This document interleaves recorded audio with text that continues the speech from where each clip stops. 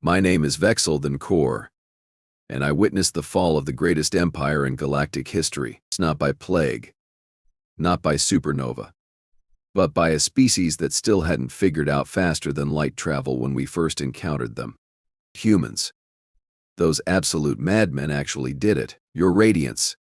My assistant chirped beside me, her feathers ruffling with anxiety. The Council of Divinity awaits your presence, I sighed, adjusting my ceremonial robes.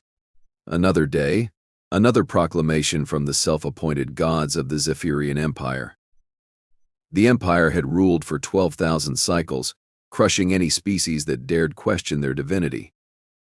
Their technology was so advanced that to primitive races, they truly seemed like deities. Energy manipulation, matter conversion, telepathic networks, you name it, they had perfected it. Tell them I'll be there shortly, Cree, I responded, finishing my morning sustenance cube. Being the chief observer for Sector 7 meant documenting everything for the Empire's vast archives. Little did I know I'd be recording its destruction. The throne room stretched endlessly, its walls shifting between dimensions in a display meant to intimidate lesser beings. The 5 divines sat upon their crystalline thrones, their forms barely corporeal, energy crackling around them like halos. Supreme Divine Thex Ra spoke first, his voice reverberating through reality itself. Observer Vexel, we have detected a new species in your sector, primitive, carbon-based. They call themselves humans. I bowed low. Yes, your Radiance. Initial scans show they've barely achieved nuclear fission. No subspace capabilities. Limited to their home system. The 5 divines laughed, a sound that made nearby stars flicker. Another species to enlighten with our divine presence. Muse Divine Kex Lore, send the conversion fleet. We shall make them worship us, as is proper. That was 3 cycles ago. I remember thinking how routine it would be. We'd done this dance 1,000 times before. Arrive in glory. Demonstrate our divine powers, accept worship, integrate their resources into the Empire. Simple. Clean. Effective. God, were we wrong. The first sign something was different came during initial contact. Our conversion ships materialized above Earth, their hulls shifting through 17 dimensions simultaneously, and a sight that had brought countless civilizations to their knees in awe. The humans' response? They started shooting, not with energy weapons or exotic matter projectors, mind you. They were throwing chunks of metal propelled by chemical explosions. Akai. Primitive. Laughable. Our shields didn't even register them as threats. Divine Mex TA himself led the first contact delegation. Picture this. A being of pure energy descending from the heavens, reality bending around him, his voice echoing across their entire planet simultaneously. Mortals, behold your gods. We are the Zephyrians, masters of reality, lords of the cosmos. Bow before us. The response came from something they called the United Nations. I'll never forget those words. Broadcast on every frequency. This is Secretary General Martinez. The alien entities currently violating Earth's sovereign airspace. You have 60 seconds to explain your presence before we consider this an act of war. Also, the light show is a bit much, don't you think? Divine Mex TA was confused. In 12 millennia, no species had ever responded with bureaucracy. Usually there was screaming, praying, or immediate surrender. This Martinez person sounded like she was dealing with a parking violation. You dare speak to your gods with such insolence? Listen. Sparkles, Martinez replied. I don't care if you're God, Buddha, or the flying spaghetti monster. You're in Earth space without permission. State your business or leave. The other divines were watching from their throne room, and I could feel their rage building across subspace. How dare these primitives show such disrespect? Divine Mex TA raised his hand, reality warping around it. You shall learn respect, mortals. He fired a concentrated beam of pure dissolution energy at their largest city, the kind of attack that had vaporized entire continents on other worlds. The beam struck and did absolutely nothing. Well, that's not entirely true. It did knock out power to half of New York for about 30 minutes. The humans complained about it on something called Twitter. "Okay, that's it," Martinez announced. "Admiral Torres, you're cleared to engage. All units, weapons free." What happened next? Well, it changed everything. The humans didn't have shields. They didn't have energy weapons. They didn't have dimensional manipulation technology. What they had was something far more terrifying. They had studied us. You see, while Divine Mech's TA had been posturing, human scientists had been scanning, analyzing, and most importantly, adapting. They'd figured out that our divine forms were just highly advanced energy matrices, and energy, as any first-year physics student will tell you, follows rules. Their response was beautifully simple. They fired what they called null field generators, devices cobbled together from their primitive quantum computers and some truly inspired duct tape engineering. These devices didn't try to match our technology. They simply created pockets of space where energy couldn't maintain coherence. Divine Mech's TA's scream echoed across 3 star systems as his form began to destabilize. He tried to retreat to the conversion ship, but the humans had thought of that too. Their magnetic railguns, the ones we'd laughed at, started firing specialized rounds that dispersed into clouds of metallic chaff, harmless to any conventional target, but devastating to beings of pure energy trying to maintain form. What is happening? Mech's TA's voice crackled through the communication array. "Physics, you pretentious lightbulb," Admiral Torres responded. "Also, this is for messing with our power grid." The next barrage didn't just destabilize Mech's TA. It scattered his essence across 17 dimensions simultaneously. The last of his consciousness managed one final transmission back to the throne room. They don't believe, were gods. The silence in the throne room was deafening. I watched as the 4 remaining divines processed what had just happened. In 12,000 cycles, no divine had ever been destroyed, killed.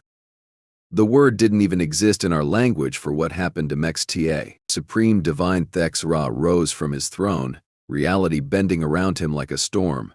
"Repair the Armada. We will show these humans the true power of the Zephyrian Empire." "Your Radiance," I ventured carefully. "Perhaps we should study their weapons first, understand how they..." Silence. "They caught us by surprise, nothing more. Alert all battle fleets. We will turn their world to cosmic dust." The full might of the Zephyrian Empire mobilized, 12 battle fleets, each commanding the power to collapse stars, weapons that could rewrite the laws of physics in localized space, shields that existed in multiple dimensions simultaneously. It was the largest military force we'd assembled in 3 millennia. The humans' response? They sent one ship. I'm not joking. One single ship. It appeared at the edge of their system as our armada approached. A blocky, ugly thing that looked like someone had welded cargo containers to a nuclear reactor and strapped engines on it. Our sensors could barely detect it. No energy shields, no exotic matter signatures, just steel and ceramic armor. The ship broadcast a single message, UES, Prometheus to Zephyrian Fleet. "This is Captain Walker. You have entered the solar defense perimeter. Turn back now, or we will defend ourselves. You have 5 minutes to comply."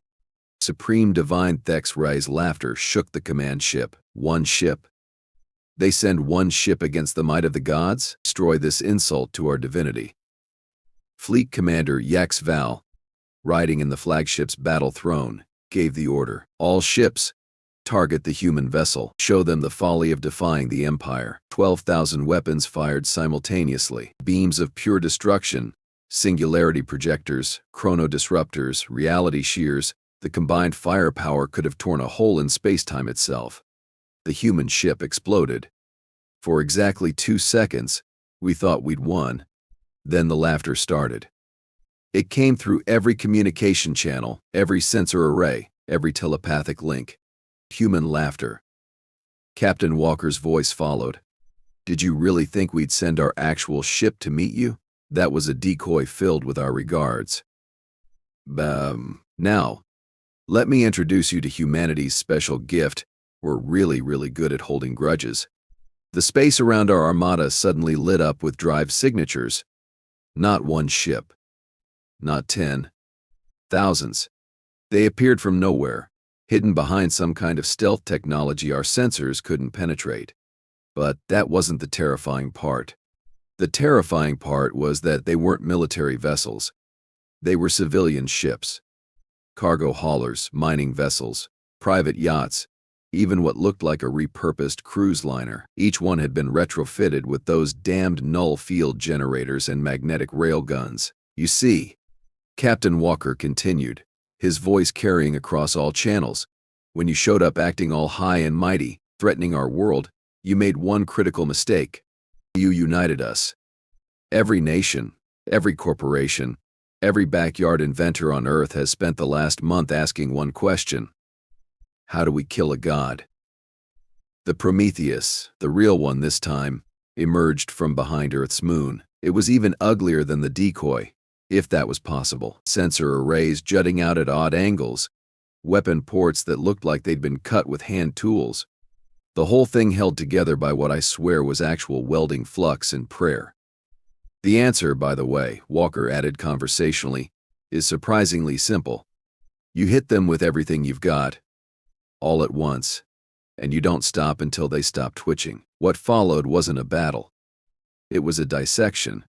The human ships moved with no coordination, no battle formation, no tactical sophistication. They just swarmed.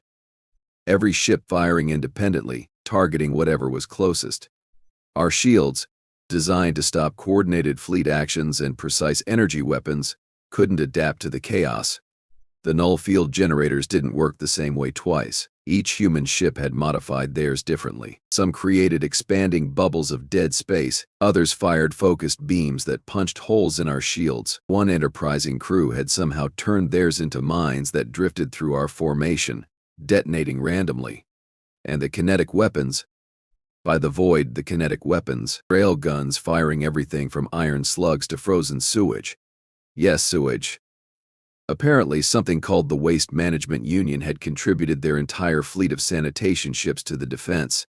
Their motto, painted on the sides of their vessels, dealing with crap since 2157, our reality-warping weapons were useless. Every time we tried to alter local physics, their null fields would destabilize the effect. Our telepathic networks were jammed by something they called death metal, transmitted at volumes that made thought impossible. Our dimensional shields were shredded by good old-fashioned chunks of metal moving at significant fractions of light speed. But the true genius of the human strategy became clear when Divine Kexlor attempted to flee. His personal dreadnought, the Celestial Wrath, began charging its dimensional jump drive. The humans had anticipated this. "Oh no, you don't," Captain Walker muttered. "Theseus actual to all ships. Execute flytrap protocol." The cruise liner, the one I mentioned earlier, it had been a trap. As the Celestial Wrath's jump drive engaged, the cruise ship detonated, not with explosives, but with something far worse, a localized space-time disruptor cobbled together from their particle accelerators. It didn't destroy the Celestial Wrath. It dragged it partially into subspace and left it there, stuck between dimensions. Divine Kexlor's screams as he was slowly stretched across 17 different realities will haunt me forever. The battle, if you could even call it that, turned into something the humans termed a turkey shoot. I had to look up what a turkey was later. Apparently, it's a large, flightless bird from Earth that's remarkably easy to hunt. The comparison was apt. Supreme Divine Thex Ra watched from his command throne as his invincible armada was systematically taken apart by what looked like a cosmic garage sale with guns. A garbage scow named Sanitation Solution 7 had just disabled a battlecruiser by firing compressed trash cubes into its main reactor vents. Impossible. Thex Ra roared, reality fracturing around him. "We are gods. We have ruled for 12 millennia. Your Radiance," Fleet Commander Yexval stammered, his form flickering as another null field burst washed over the command ship. "We've lost 40% of the fleet. The humans, they're not following any known tactical doctrine. Our strategic algorithms can't predict chaos. Then we shall show them order." Thex Ra rose, his energy form expanding until it filled the command deck. "Activate the Omega Protocol. If we cannot rule this galaxy, then we shall remake it. My blood, or whatever passes for blood in my species, ran cold. The Omega Protocol was theoretical, a doomsday weapon that would collapse local space-time into a new universe with the Zephyrians as its fundamental constants. It had never been tested because, well, nobody was insane enough to try rewriting reality on that scale. Your radiance, I protested. The cascade effects could. Silence. Begin the sequence. The remaining divine warships began to converge, their energy matrices linking into a vast network. Space itself began to groan under the strain as they prepared to fundamentally alter the nature of existence. The humans noticed immediately. Of course they did. By this point, I was beginning to suspect they had the galaxy's most sophisticated bad idea detection system. Captain Walker, one of his officers, reported, "We're reading massive energy buildup from the remaining Zeph ships. Whatever they're doing, it's big. Reality-breaking big." Walker's voice carried across all channels, still maintaining that infuriating casualness. "Well, that's just rude. Prometheus Actual to all ships. Looks like our guests are preparing to flip the table since they're losing the game. Time for Operation Last Call." "Operation Last Call, sir?" his officer asked. "The nuclear option, Lieutenant. The one we really hoped we wouldn't need." He paused. "Deploy the kindergarten, even facing annihilation." I had to wonder what possible weapon they could have that was worse than what we'd already seen. Then 12 new contacts appeared on our sensors, small vessels that had been hiding in Earth's asteroid belt. These weren't warships. They were school ships, actual educational vessels where human children learned about space travel. My translator struggled with the concept. Who puts children in space during an invasion? Humans, apparently. Each school ship was broadcasting openly, their transmissions filling every channel. "Hi, we're MS. Patterson's 3rd grade class from New Tokyo Elementary. This is the 5th grade from Armstrong Academy. We built null field generators for our science fair. Booked Riverside Middle School Robotics Club. Ready to help the children." The humans had weaponized their children's science projects. Supreme divine X-rays rage transcended dimensional boundaries. They dare send younglings against the gods? We shall teach them the price of such blasphemy. But something strange was happening to our Omega Protocol array. The careful synchronization between our ships was failing. Random fluctuations appeared in the energy matrix. Connections dropped and reformed chaotically. "Your radiance," Yexval reported in growing panic. "Something is interfering with the network. The protocol is destabilizing." The school ships were transmitting more than just cheerful greetings. Each one was running what the humans called educational software. Programs designed to teach children about quantum mechanics, dimensional theory, and energy manipulation, normally harmless, except... "Oh, you've got to be kidding me," I muttered, watching the data streams. The children had turned their educational programs into weapons. Every teaching aid was actually a virus, designed to look like helpful information while subtly corrupting any system that tried to process it.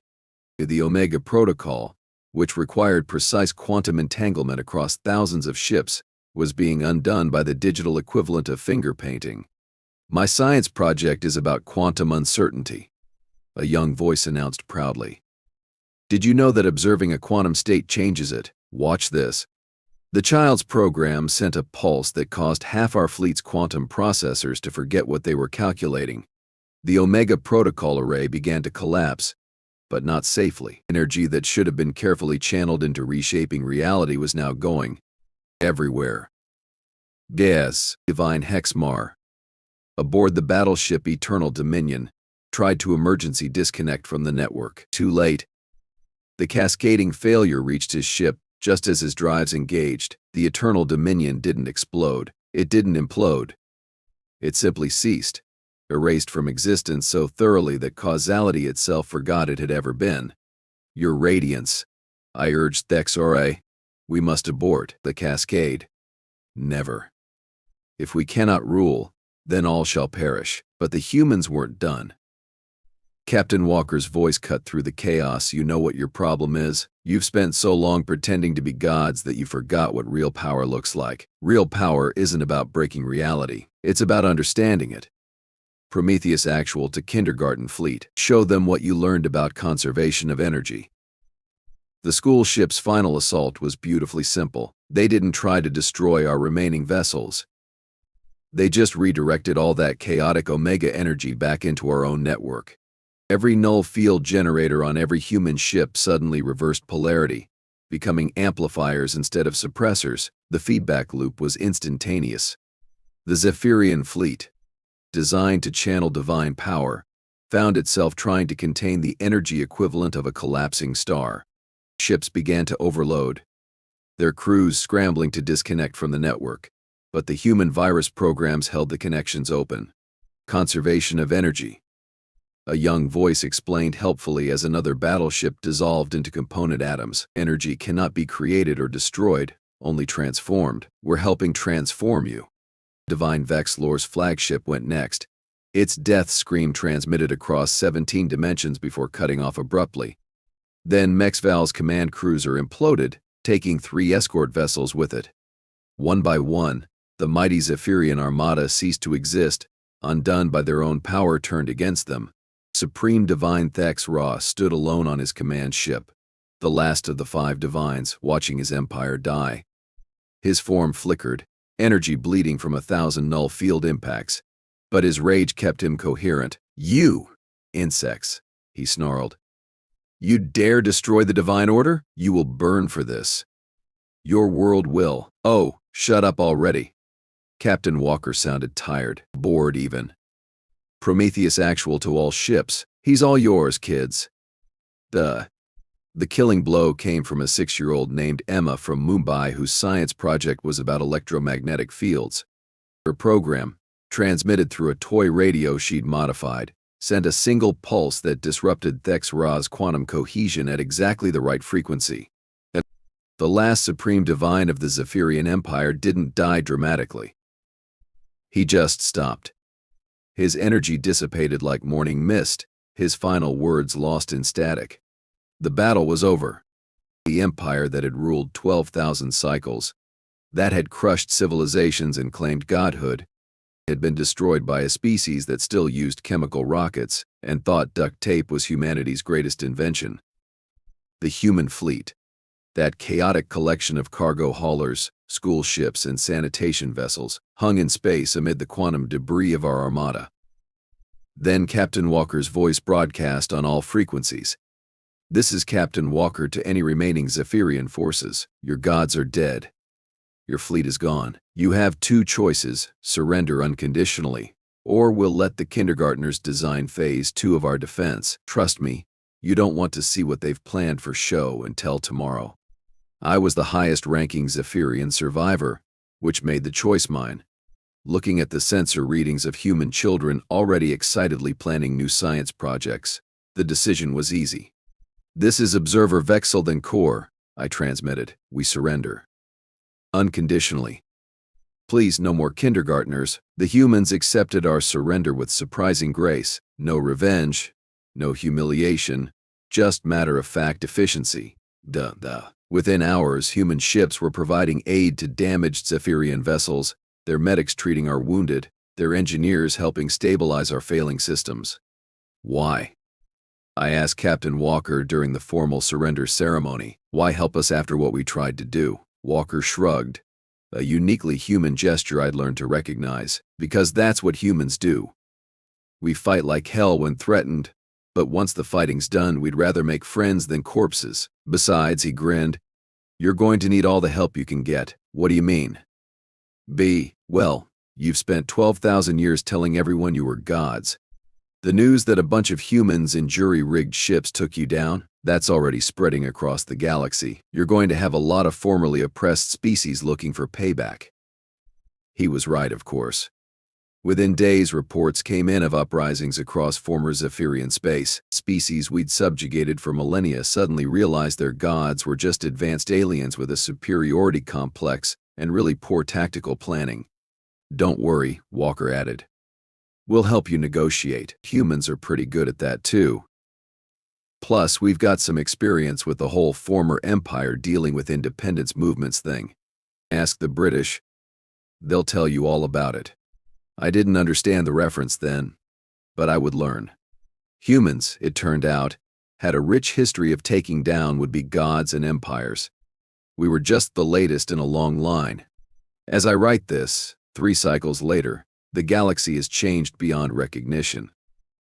The Zephyrian Empire is gone, replaced by a loose confederation of free worlds. Humans, despite having the power to dominate, chose instead to share their knowledge, their chaotic creativity, and their absolutely terrifying gift for improvised weapons. They never developed faster than light travel, you know. Even now, 3 years later, they still use those chemical rockets and generation ships. When I asked why they don't use our quantum drive technology, Admiral Torres just laughed. "Why would we need to go faster than light?" she said.